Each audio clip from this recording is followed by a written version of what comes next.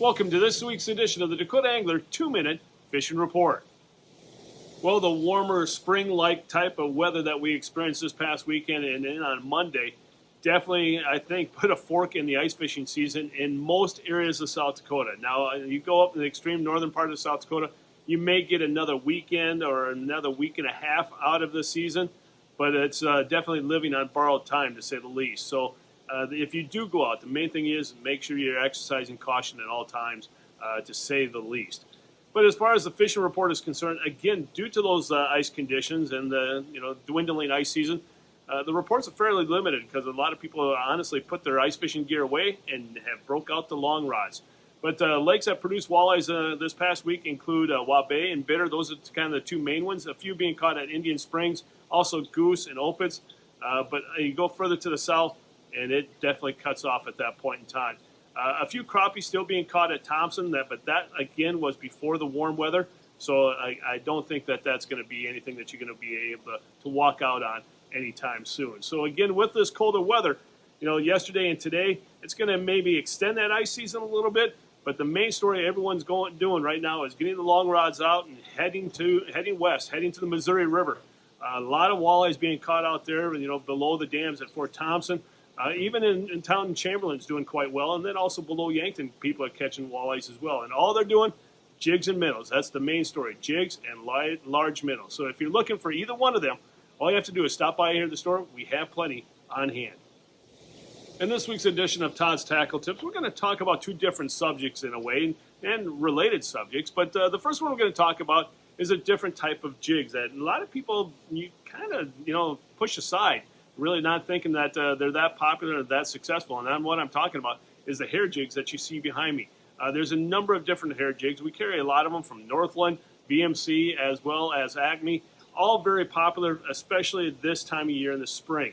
That hair, when wet, provides a little bit more movement or action to that jig than it otherwise would have. So it's very popular for the spring months, especially in the colder type of water. So again, this would be a perfect type of jig to use in the Missouri River over the next couple of weeks, and then also in our area lakes once they open up. So keep that in mind. And once in a while, people will tip it with a minnow as well, so you kind of get the best of both worlds. So again, don't overlook the hair jigs. They're very popular, to say the least.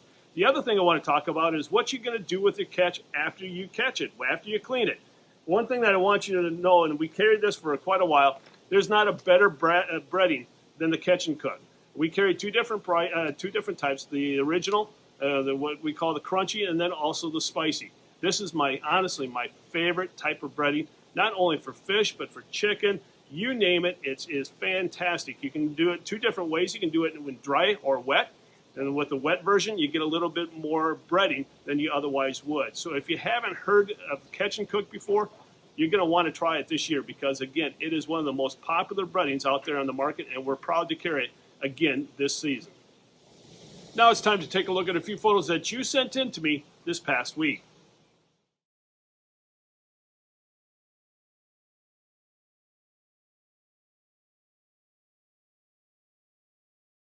And remember, folks, if you'd like your photo included in next week's version of the 2-Minute Fishing Report, all you have to do is send it to me. Send it to todd@dakotaangler.com. And one question we get a lot is, how can we stay up to date with all the happenings and all the sales that go on here at Dakota Angler? Well, the answer to that is through our social media feed. All you have to do is follow us on Facebook, Twitter, Instagram. Those are the main ways to do it, as well as our website at dakotaangler.com. And, folks, you're going to want to pay attention to those feeds because coming up this spring, we're going to have some fantastic opportunities to take advantage of some great sales. So, again, if you're not following us on social media, you're going to need to do that. So, again, if you have any questions about our social media feeds, about anything else that you've seen on the report this week, all you have to do is give us a call at 605-336-9132. Well, folks, that's this week's version of the 2-Minute Fishing Report. For Dakota Angler, I'm the owner, Todd Heitkamp, and as we say around here, fish on! We'll see you next week. And again, thanks for watching. I greatly appreciate it. Stay healthy and always stay safe.